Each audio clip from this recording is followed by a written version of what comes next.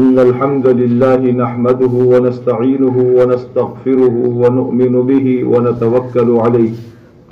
ونعوذ بالله من شرور أنفسنا ومن سيئات أعمالنا من يهده الله فلا مضل له ومن يضلله فلا هادي له ونشهد أن لا إله إلا الله وحده لا شريك له ونشهد أن سيدنا وسندنا وشفيعنا ومولانا محمدا عبده ورسوله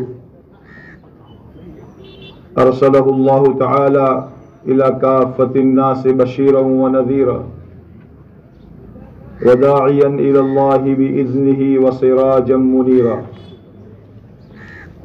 وصلى الله تعالى عليه وعلى آله وأصحابه وبارك وسلم تسليما كثيرا كثيرا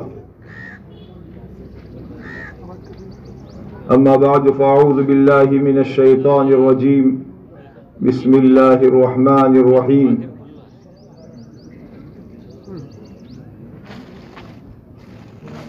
يريد الله بكم اليسر ولا يريد بكم العسر وَلِتُكْمِلُوا الْعِدَّةَ وَلِتُكَبِّرُوا اللَّهَ عَلَى مَا هَدَاكُمْ وَلَعَلَّكُمْ تَشْكُرُونَ وقال تعالى إِنَّمَا الْمُؤْمِنُونَ إِخْوَةٌ فَأَصْلِحُوا بَيْنَ أَخَوَيْكُمْ وَاتَّقُوا اللَّهَ لَعَلَّكُمْ تُرْحَمُونَ صدق الله العظيم وقال عليه الصلاة والسلام المؤمن للمؤمن كالبنيان يشد بعضهم بعضا وشبك بين أصابعه وقال عليه الصلاة والسلام لكل قوم عيد وهذا عيدنا أو كما قال عليه الصلاة والسلام.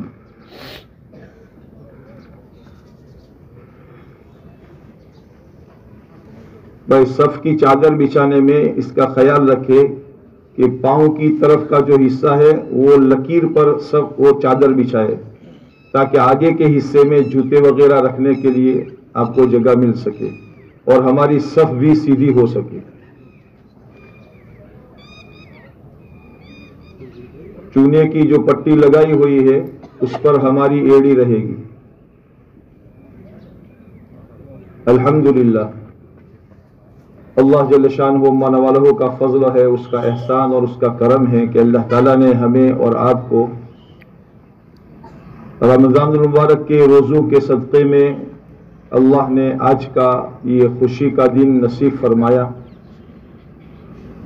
روایتوں میں آتا ہے مسلمان کی خوشی کے موقع پر مسلمان کو تہنیت مبارکبادی دینا یہ بھی ایک مسلمان کا دوسرے مسلمان پر حق بتایا گیا ہے. میں آپ حضرات کو اور ساری امت مسلمہ کے مردوں عورتوں کو آج کے اس عید سعید کے مبارک موقع پر پرخلوص مبارکباد دیتا ہوں. اللہ تعالی شانہ ہمارے لیے اس عید کو سعید بنائے، فرحت، خوشی اور رشد و ہدایت اور خیر کے وجود میں آنے کا اور اس پر جمے رہنے کا ذریعہ فرمائے. اللہ جل شانہ من والہ کی طرف سے ہمیں یہ ہدایات دی جا رہی ہے کہ آج کے اس موقع پر ہم اللہ کا شکر ادا کرنے والے بنیں. رمضان کے روزے اللہ تعالیٰ نے فرض کیے تو اللہ تعالیٰ نے لعلکم تتقون کے ذریعے سے روزے کا مقصد بیان فرمایا تھا. کتب علیکم الصیام کما کتب علی الذین من قبلکم لعلکم تتقون. اور جب رمضان کے روزے پورے ہو رہے ہو تو پھر اللہ تعالیٰ کا یہ ارشاد ہے وَلِتُكْمِلُوا الْعِدَّةَ وَلِتُكَبِّرُوا اللَّهَ عَلَى مَا هَدَاكُمْ وَلَعَلَّكُمْ تَشْكُرُونَ. رمضان کی روزوں کی گنتی پوری کریں، 29 دن ہو یا 30 دن، اور اللہ تعالیٰ کی خوب بڑائی بیان کرے. وَلِتُكَبِّرُوا اللَّهَ عَلَى مَا هَدَاكُمْ، اللہ نے جن اعمال کی تمہیں رہبری فرمائی ہے، جن اعمال کی تمہیں توفیق عطا فرمائی ہے، اس پر اللہ تعالیٰ کا خوب شکر ادا کرنے والے بنے۔ اللہ کے رسول علیہ الصلوۃ والسلام نے اس آیت کے ذیل میں عید کی نمازوں میں تکبیرات زوائد کو مشروع فرمایا۔ عام نمازوں کے مقابلے میں عید کی نماز میں تکبیریں زیادہ کہی جاتی ہے، یہ اللہ کی طرف سے ہدایت ہے، اللہ کا فرمان ہے، وَلِتُكَبِّرُوا اللَّهَ عَلَى مَا هَدَاكُمْ، اور اس پر اللہ کا شکر ادا کرنے والے بنے کہ اللہ جل شانہ من والہ نے اپنے فضل اور اپنے کرم سے رمضان کا یہ مبارک مہینہ ہمیں نصیب فرمایا، اور رمضان کی مبارک مہینے میں راتوں میں، دن میں اور مختلف ساعتوں میں اللہ تعالیٰ نے محض اپنے کرم، اپنے فضل اور اپنی توفیق سے کچھ کرنے کی اللہ نے توفیق عطا فرمائی۔ جو کچھ ہوا اللہ کے فضل سے ہوا ہے، اللہ تعالیٰ محض اپنے فضل سے اسے قبول فرما دے۔ ہم اگر زندگی بھر بھی محنت کر لیں تو بھی اللہ کی نعمتوں کے مقابلے میں اور اللہ تعالیٰ کے کرم کے مقابلے میں ہماری عبادتیں اور ہمارے ذکر و اذکار، ہماری تلاوت و عبادت کوئی حیثیت نہیں رکھتی، جبکہ انبیاء علیہم الصلوۃ والسلام اور ملائکہ بھی قیامت کے دن اللہ سے یہ فرمائیں گے، ما عبدناک حق عبادتک وما عرفناک حق معرفتک، ہم نے اے باری تعالیٰ تیری عبادت کا، بندگی کا جو حق تھا وہ ہم نے ادا نہیں کیا، تو ہمارا اور آپ کا کیا خیال ہے؟ اللہ نے جن اعمال کی توفیق عطا فرمائی ہے، لیکن پھر بھی اللہ تعالیٰ نے جن اعمال کی ہمیں توفیق عطا فرمائی اس پر اللہ کا شکر ادا کرے، اور اللہ جل شانہ و والہ کی طرف سے یہ بات فرمائی گئی ہے کہ جب بندے میری دی ہوئی نعمت پر شکر ادا کریں گے تو اللہ تعالیٰ آگے کی توفیق مزید عطا فرمائے گا۔ اور اس کے ساتھ ساتھ، شکر کے ساتھ ساتھ، اپنے کیے ہوئے جو اعمال ہے، ہر عمل کے بعد اللہ کو استغفار مطلوب ہے، پسندیدہ ہے، اور ہمارے نبی علیہ الصلوۃ والسلام کی عادت مبارکہ بھی یہ تھی کہ آپ علیہ الصلوۃ والسلام عمل کے بعد استغفار فرماتے تھے۔ نماز کے بعد آپ علیہ الصلوۃ والسلام 3 مرتبہ استغفر اللہ استغفر اللہ استغفر اللہ فرماتے تھے۔ آپ علیہ الصلوۃ والسلام سے بڑھ کر دنیا میں نہ کوئی داعی آیا اور نہ آئے گا۔ آپ کی دعوت قیامت تک کے آنے والے انسانوں کے لیے، جس نبی کی ذات اقدس کو اللہ تعالیٰ نے قرآن پاک میں یہ فرمایا، ہم نے آپ کو داعی بنا کر، بشیر اور نذیر بنا کر، سراج منیر بنا کر ہم نے دنیا میں بھیجا ہے۔ اس نبی کی آخری زندگی کے آخری دنوں میں اللہ جل شانہ کی طرف سے نبی پاک علیہ الصلوۃ والسلام کو یہ ہدایت دی جا رہی ہے، اذا جاء نصر اللہ والفتح ورأيت الناس يدخلون في دين الله افواجا فسبح بحمد ربك واستغفر انه كان توابا۔ پیارے نبی جی، جس وظیفے کے لیے، جس کام کے لیے، جس ذمہ داری کے لیے آپ کو بھیجا گیا تھا، اللہ کی نصرت آ گئی، اللہ کی مدد آ گئی، اور آپ نے یہ دیکھا کہ لوگ فوجیں کی فوجیں دین میں داخل ہو رہی ہے۔ اب آپ گویا اپنی ذمہ داری کو پورا کر رہے ہیں، پورا کر چکے ہیں، اس لیے اب آپ اللہ کی تسبیح بیان کریں، اللہ کی پاکی اور اللہ کی تحمید بیان کریں، اور اللہ کے سامنے استغفار کریں، اللہ سے استغفار کریں۔ ہم بھی اپنے اس رمضان مبارک کے آخر میں اللہ کے سامنے توبہ اللہ استغفار کر کے اللہ سے اپنے قصور اور اپنے کوتاہیوں اور عمل میں کمی پر اللہ سے استغفار اور توبہ کرے۔ ہمارے مولانا ابراہیم صاحب دیولا فرماتے ہیں کہ گناہ پر تو توبہ کرنا ہوتا ہے، اور عمل کی کمی کو پورا کرنے کے لیے استغفار مطلوب ہے۔ اس لیے ہم سب کے سب قصوروار اس حیثیت سے ہیں کہ جو عمل جیسا کرنا چاہیے تھا وہ عمل ویسا نہ کر پائے، اس لیے ہم استغفار کی کثرت کرنے والے بنے۔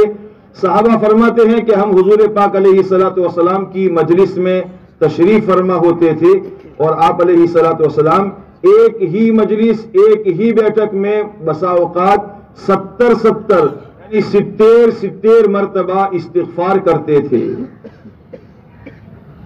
ہم اللہ سے زیادہ استغفار کرنے والے بنے۔ عائشہ صدیقہ رضی اللہ تعالیٰ عنہ فرماتی ہے، قیامت میں وہ آدمی بڑا خوش نصیب ہوگا جس کے نام اعمال میں استغفار کی کثرت ہو۔ اللہ تعالیٰ ہمیں ہمارے قصوروں کوتاہیوں پر توبہ استغفار کرنے کی توفیق عطا فرمائے۔ آج کا یہ مبارک دن اللہ نے ہمیں نصیب فرمایا، اور آج یہ خوشی کا دن ہے، اللہ کی طرف سے مہمانی کا دن ہے، اس لیے آج کے دن میں روزہ رکھنا حرام قرار دیا گیا ہے۔ 29 دن تم نے روزے رکھے یا 30 دن تم نے روزے رکھے، یہ اللہ کی حکم کی تعمیل میں تم نے روزے رکھے ہیں۔ آج اللہ کا حکم یہ ہے کہ آج اللہ کی طرف سے مہمانی کا دن ہے، آج کوئی روزہ نہ رکھے۔ آج اللہ کی طرف سے مہمانی کا دن ہونے کے ناطے سے اللہ تعالیٰ تاجروں کو، مالداروں کو، صاحب نصاب لوگوں کو براہ راست دے کر اللہ تعالیٰ ان کی مہمان نوازی فرماتے ہیں، اور اللہ تعالیٰ ان کی مہمانی فرماتے ہیں۔ اور جو غریب ہے، فقیر ہے، مسکین ہے، جو صاحب نصاب نہیں ہے، تو مالداروں کے ذمے کیا ہے کہ تم عید کے دن صدقہ فطر نکال کر ان غریبوں کو دو، تاکہ اس غریب کے گھر میں یہ مال پہنچے گا، اناج پہنچے گا، تو یہ گویا اللہ کی طرف سے اس کی بھی مہمانی ہو جائے گی۔ اللہ تعالی ہمیں اس کی توفیق عطا فرمائے۔ یہ صدقہ فطر دو وجہ سے علماء فرماتے ہیں، اس کی دو وجہ ہے۔ ایک تو ہماری عمل میں کمی اور کوتاہی پر تطہیر کے لیے اللہ تعالیٰ نے بنایا ہے۔ قرآن پاک میں اللہ تعالیٰ حکم فرماتے ہیں اپنے پیارے حبیب علیہ الصلوۃ والسلام کو، خذ من اموالہم صدقۃ، آپ ان سے صدقہ لیا کرے تاکہ اللہ تعالیٰ اس صدقے کے نتیجے میں ان کی تطہیر فرما دے اور ان کو پاک فرما دے۔ علماء فرماتے ہیں رمضان کے مبارک مہینے کے روزے اللہ نے اپنے بندوں پر فرض فرمائے ہیں۔ ان فرض روزوں میں اگر کوئی کمی رہ گئی ہے، اگر کوئی قصور ہو چکا ہے، تو اس فرض کی کمی کو پورا کرنے کے لیے اللہ نے رمضان کے روزوں کے اخیر میں صدقہ فطر صاحب نصاب پر واجب کر دیا۔ جیسے حج کے اندر میں کسی رکن میں کمی ہو جاتی ہے تو اس پر دم واجب ہوتا ہے، ایسے ہی رمضان کے روزوں پر کمی کو پورا کرنے کے لیے اللہ تعالیٰ نے صدقہ فطر کو واجب فرمایا ہے۔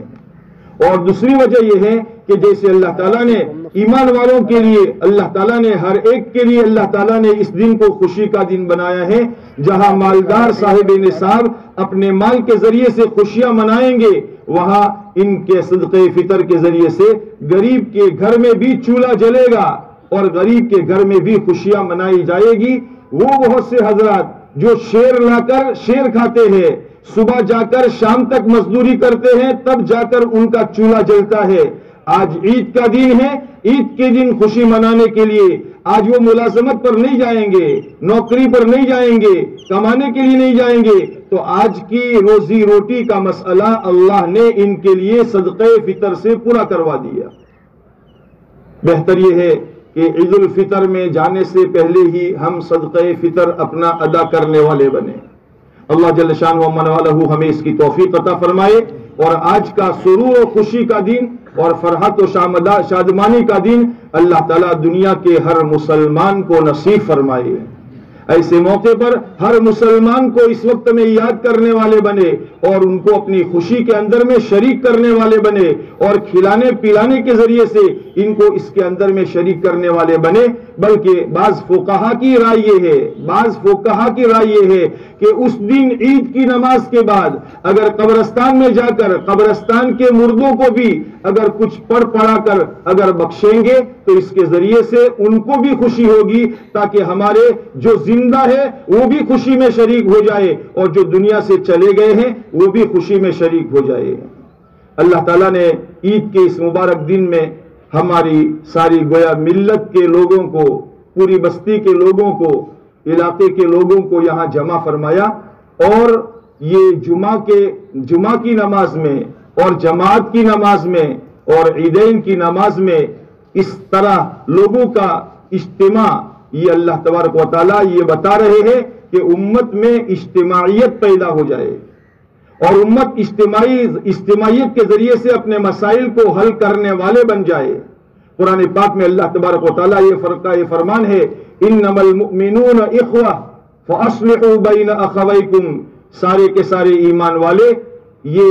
آپس میں بھائی ہے، آپس میں ایک دوسرے میں اگر کوئی رنجش ہو گئی ہو تو ان کے اندر میں آپس میں صلح سمادھان کر کے مسلمان ایک دوسرے کو معاف صاف کرنے والا بنے۔ یہ اللہ تعالیٰ اس لیے فرماتے ہیں تاکہ اس عمل کے ذریعے سے اللہ تم پر رحم کرنے والا بنے۔ مسلمان کی مثال حدیث پاک میں اللہ کے رسول علیہ الصلوۃ والسلام نے دی ہے، المؤمن للمؤمن کالبنیان، ایمان والے کے ساتھ اس کا ویوہار، اس کا معاملہ ایسا ہے جیسے ایک دیوار ہوتی ہے، اس دیوار کے اندر میں ایک اینٹ دوسری اینٹ سے مل کر دیوار کو مضبوط بناتی ہے، بنیان مرصوص، سیسا پلائی ہوئی دیوار کی طرح یہ دیوار مضبوط ہو جاتی ہے۔ ایمان والوں کے اندر میں یہ اس طریقے سے ایک دوسرے کا تعاون کرنے کے لیے ایک دوسرے کو ابھارا گیا اور یہ کہا گیا، ارحموا من فی الارض یرحمکم من فی السماء، تم زمین والوں پر رحم کرو، آسمان والا تم پر رحم کرے گا۔ اور آپ علیہ الصلوۃ والسلام نے ایک روایت بیان فرما کر وشبک بین اصابعہ، آپ نے اپنی انگلیوں کو، ہاتھ کی انگلیوں کو یوں ملا کر بتایا کہ مسلمان کی مثال ایسی ہے جیسے ایک اینٹ دوسری اینٹ کو مضبوط کرتی ہے، ہماری انگلی دوسری انگلی کے ساتھ مل کر جیسے اندر مضبوطی پیدا ہوتی ہے، اس طریقے سے ایمان والا آپس میں ایک دوسرے کے ساتھ مل کر مضبوطی پیدا کرنے والا بنے۔ علماء کا یہ فرمان ہے، آسمانوں میں زمینوں میں اللہ کی طاقت تمام طاقتوں پر بھاری ہے، ساری طاقتوں پر اللہ کی طاقت بھاری ہے، ان القوت للہ جمیعا، ساری کی ساری طاقت اللہ کے خزانے میں ہے۔ اللہ کی طاقت کے بعد اس سرزمین پر اگر کوئی طاقت ہو سکتی ہے تو وہ آپس کے اتحاد کی طاقت ہے۔ اگر آپس کا اتحاد ہے تو طاقت بحال رہتی ہے، اور اگر آپس کا اتحاد نہیں ہے تو قرآن پاک میں اللہ کا فرمان ہے وَلَا تَنَازَعُوا فَتَفْشَلُوا وَتَذْهَبَ رِيحُكُمْ، آپس میں نزاع نہ کرو، نفرتیں نہ پھیلاؤ، بغض و عداوت نہ پھیلاؤ، ورنہ تمہاری ہوا اکھڑ جائے گی۔ اللہ جل شانہ والوں نے ایسے اعمال کے ذریعے سے، جماعت کی نماز کے ذریعے سے، جمعہ کی نماز کے ذریعے سے، عیدین کی نماز کے ذریعے سے ایمان والوں کو آپس میں محبتوں کے ساتھ ملایا۔ آپس میں ملنا ہمارے صرف جسم نہ ملے بلکہ ہمارے دل ملنے والے بنے۔ اگر جسم ملتے ہیں اور دلوں میں ملاپ اور محبت نہیں ہے تو یہ تو منافقت کی علامت ہے۔ قرآن پاک میں اللہ تبارک و تعالیٰ نے سورہ حشر میں ایسے لوگوں کا تذکرہ کیا ہے اور یہ فرمایا ہے تحسبهم جميعا وقلوبهم شتى، تم دیکھو گے کہ یہ سب آپس میں مل جل کر کے بیٹھتے ہیں لیکن ان کے دل آپس میں ٹوٹے پھوٹے ہوئے ہوتے ہیں۔ میرے بزرگوں، اگر دل ٹوٹے ہوئے ہوتے ہیں تو یہ ٹوٹے ہوئے دل والا اللہ کے دین کی نصرت نہیں کر سکتا۔ اللہ کے نبی علیہ الصلوۃ والسلام نے جب مدینہ منورہ میں جانے کے لیے مدینہ منورہ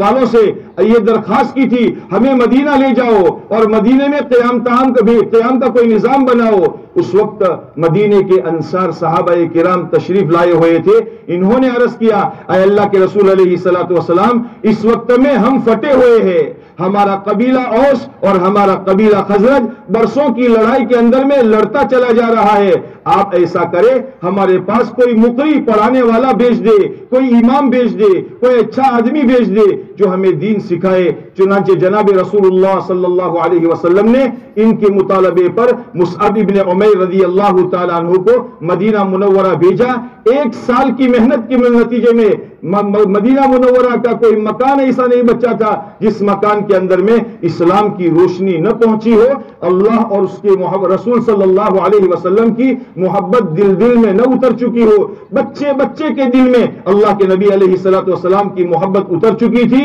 چنانچہ اللہ کے نبی علیہ الصلوۃ والسلام جب مدینہ منورہ میں تشریف لائے، مدینے کے چھوٹے چھوٹے بچے باہر نکل کر یہ گا رہے تھے، طلع البدر علینا من ثنیات الوداع وجب الشکر علینا ما دعا للہ داعی۔ ان چھوٹے چھوٹے بچوں کے دلوں میں اللہ کے نبی علیہ الصلوۃ والسلام کی بن دیکھے محبت کیسے پیدا ہوئی تھی؟ ایک فرد فرید کی محنت کے نتیجے میں اللہ تبارک و تعالیٰ نے ان کے پھٹے ہوئے دلوں کو جوڑ دیا تھا۔ اللہ جل شانہ امن والہ ایسے موقع پر ہمارے اندر میں بھی بغض و عداوت اور نفرت کو اور کینہ کپٹ اور بیر کو دلوں سے نکال کر ہمارے دلوں کو پاک صاف فرما کر ہم ایسے بن جائے کہ جسد واحد، مسلمان کی مثال ایک جسم کی طرح ہے، اگر اس کی کسی ڈار میں درد ہوتا ہے تو پورا جسم اس کی تکلیف سے یعنی اس تکلیف محسوس کرتا ہے۔ ایسے ہی ہمارا دنیا میں کسی بھی خطے میں رہنے والا کوئی مسلمان ہو، اگر ہم اپنے دامے دل میں کوئی مدد نہیں کر سکتے تو کم سے کم دعاؤں کے ذریعے سے ایک ایک مسلمان کو یاد کرنے والے بنے، خوشی کے موقع پر بھی ایک ایک مسلمان کو یاد کرنے والے بنے۔ آج کا دن ہمیں یہ پیغام دیتا ہے کہ مسلمان آپس میں اتحاد اور اجتماعیت کے ساتھ رہنے والے بنے۔ اللہ جل شانہ من والہ نے یہ بہترین موقع ہمیں نصیب فرمایا ہے۔ رمضان کے مبارک مہینے میں ہم نے جو کچھ کیا اس کو اللہ تعالیٰ سے قبول کروانے کے لیے آج کا میدان وہ میدان ہے اور آج کی اللہ کا دربار وہ دربار ہے جس میں اللہ تعالیٰ اپنے علو شان کی قسم اور اپنے عظیم مرتبے کی قسم کھا کر فرماتے ہیں، میرے بندو جب تک تم میرا خیال رکھو گے، جب تک تم میرا خیال رکھو گے میں بے ایمانوں کے سامنے تمہیں رسوا نہیں کروں گا۔ اور اللہ فرماتے ہیں آج کے اس میدان میں آخرت کے بارے میں جو مجھ سے سوال کرو گے میں تمہاری مرادیں پوری کروں گا، آخرت کی وہ مانگ پوری کروں گا، اور دنیا کے بارے میں جو سوال کیا جائے گا میں تمہاری مصلحت پر نظر کروں گا۔ اس لیے آج کا دن اللہ سے مانگنے کا دن ہے، اللہ کی طرف سے انعام کا دن ہے۔ اپنے دلوں کو پاک صاف کر کے اور اپنے دلوں کو اللہ کی طرف متوجہ کر کے اللہ سے خوب مانگنے والے بنے۔ اللہ جل شانہ من والہ آج کے دن کی خوشیاں ہمیں نصیب فرمائے۔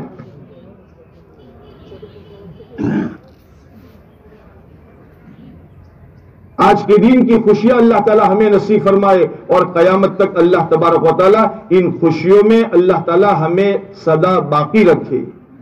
لیکن مسلمان کے لیے اللہ تعالیٰ نے اعتدال پسند کیا ہے، اس امت کو امت وسط بنایا ہے۔ وَكَذَلِكَ جَعَلْنَاكُمْ أُمَّةً وَسَطًا، اس امت کو معتدل امت بنایا ہے۔ یہ امت خوشی میں راحت کے اندر میں مست نہ ہو جائے گی اور یہ امت تکلیف کے اندر میں پست نہیں ہو جائے گی، تکلیف میں ہمت نہیں ہارے گی اور راحت میں اکڑ مکڑ اس کے اندر میں پیدا نہیں ہوگا۔ ہر حال میں اس کی نظر اللہ پر ہو۔ میرا جو حال ہے یہ میرے اللہ کو پسند ہے، میں اللہ کی مرضی پر ہر حال میں راضی ہوں،